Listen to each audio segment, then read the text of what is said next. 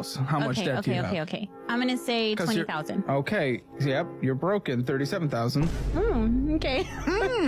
So Here's how we live above our means when we're $500,000 in debt during medical training. Yes, you heard that right. These are things that we still spend money on even during low income years. Like, we have to be very careful with who we take advice from on the internet, because the other day I saw a video of someone suggesting that people should live above their means. What up, everyone? Welcome back to the channel. If you're new here, I'm Neil. And today we're gonna be reacting to a trending topic, which is people are living above their means. We're gonna watch what people have to say, break down their opinions, and I'll be sharing my thoughts along the way. Whether you agree or disagree, please comment it down below. I would like to read your perspective. If you enjoy reaction videos covering money, jobs, cars, technology, and other viral topics, don't forget to like, subscribe, and let's get right into it.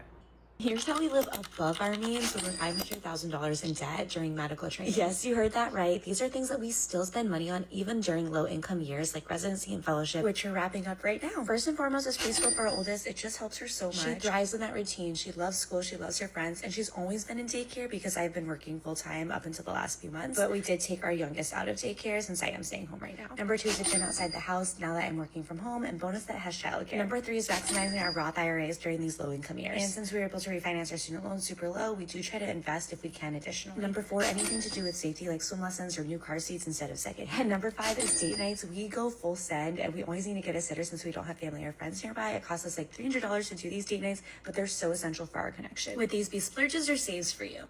Let's read some of the comments. You're doing the right things. Prioritizing marriage, children's education, and retirement is essential. Love this type of videos. It's real life. Date nights always took us a year into parenthood to realize how important they are. You guys can notice how these comments here basically justify living above their means. And that's slowly but surely growing among young couples. It is insane how people love to live in debt.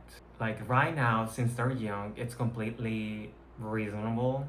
However, once they get older and then they start finding they don't have savings, things will complicate a lot. Let's watch another video. how much debt do you have? I forgot what I bought my house for. Alright, on, how much please- debt do you please have, hold- not please including your hold. house? How much debt do you have? Okay. I'm gonna say 'Cause you're- 20,000. Okay. Oh, wow. Yep. You're broken. 37,000. Okay. So Alright, if alright, he's bad at finances and that's the reason you broke off, what are you talking about? No, that's not not even really- including a mortgage that you want to add an additional 50 to for a yard for dirt. It's concrete. Your entire thing's gonna be concrete? Yeah. I don't like yard work. It's dirt. Yeah, but dirt grows weeds, and then you have Oh to my clean gosh. it. I have Okay. a giant mushroom. So like the what did size you of learn my from head. this second husband before you get your third? If you have doubts, don't get married. If you're trying Did to you call get out- married? I did. Okay. Right. And how long did that last? Like a year. If you have serious debt problems, you need to seek help from a finance advisor. They will help you get your financial life back on track. Let's read some of the comments. Why is this funny to them? Literally, wrong about everything. I agree. There's no reason they no longer teach finance in schools. They should really teach finance back in schools because it is important. And now, with the state of the economy, things are getting worse. We need to completely understand where our money is going because it is very hard to earn it. Anyways, let's watch another video. We have to be very careful with who we take advice from on the internet, because the other day I saw a video of someone suggesting Yeah. that people should live above their means, because when you live above your means, you're forced to work harder, grind harder. You'll end up being able to afford the stuff that you want. Oh, wow. Now, if you don't have any core financial responsibilities, of course, you can live above your means. Now, when you have core responsibilities, rent, groceries, car insurance, car note, the whole nine, in my opinion, living above your means is piss poor advice. Now, there's a difference between being able to afford something and being able to comfortably afford it. Now, if I can afford something, but it's going to cause me to go into debt, I'm going to have to look at picking up a second job. I'm stressed out. For me, it's not worth it. The trade-off for whatever it is that I want is not worth the additional stress for me. And I know there are times where people have to pick up additional shifts, get a second job, or use their credit cards in order to make ends meet, but that's not what I'm talking about. I'm talking about people going into a situation knowing that they cannot comfortably afford something, but doing it anyway because they'll just figure it out. Oh, so wow. for me, that is advice that I would never take. Don't allow someone from the internet to convince you to do something that you'll likely regret.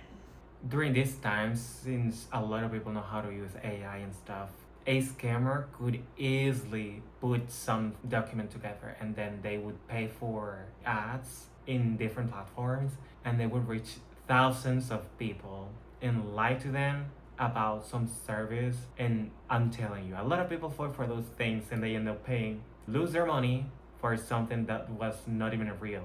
Anyways, let's read some of the comments. I saw that video and kept scrolling because why would I live above my means and go broke? Exactly.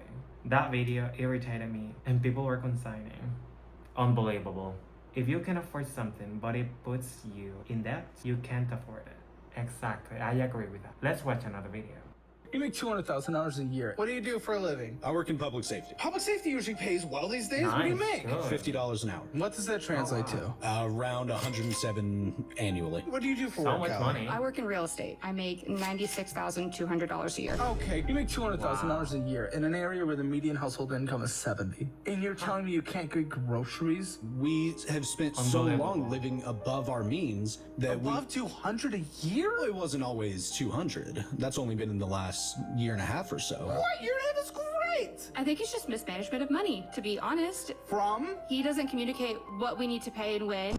Can you guys imagine seeing yourselves living with 200k a year? Personally, I would think that I would live comfortably with it because that is a ton of money and I would save so much money that I would not even have to worry in about 10 years. Let's read some of the comments. Generally, what could they possibly be buying? $50 an hour is 100k now. Let me guess, Amex credit cards. Credit cards are a mistake. If you do not know how to use them, just don't get them. I dream to be in that tax bracket of these people. Now let's watch another video. My parents don't have anything saved for retirement, and for various reasons that I experienced growing up, my husband and I are not okay with them living with us in the future. Why but is just it because your I have a job to complicated- take care of them? Because I can see the trajectory that they're on. Why is it and your job to take care of them? If they go in the street, why is it your job to get them out of the street? Oh wow. Because they're my parents and I love them and I don't want to see them homeless. Why would your parents not have any money? Why would they not at least have Social Security? They would have Social Security, but They're too irresponsible to pay their house payment? they don't have a house right now. Where- So Where do they live now? Yeah. they are in the process of moving to another state. My father just got a new job, and with various moves in the past couple of years, all of the equity that they had built up in the house that they owned when I was growing up has been depleted. Okay, and your dad just got a new job and they're moving to another Oh, state. wow. What's your dad going to be making? 280. You don't- $280? $1,000 a year? Yes. Has he always earned an income like that? Or is this just out of the blue? I was not able to find the rest of the footage, but I know. Sometimes we need to help our parents for different situations, but she was helping them despite the fact that they were going to earn so much money. It doesn't make sense to me. Anyways, let's read some of the comments. Until you have to take care financially of a parent, you will never know. It's hell, especially as a single adult. You cannot live on Social Security. $280,000 a year and they're not saving. Yeah, overspending is a very big mistake. And if you keep doing it, you will not own anything. $280,000 a year would be living very nice. Again, we have to save money. If you enjoyed this video, hit the like button. Subscribe for more videos like this, and let me know your thoughts in the comment section below. I'll see you in the next one. Bye.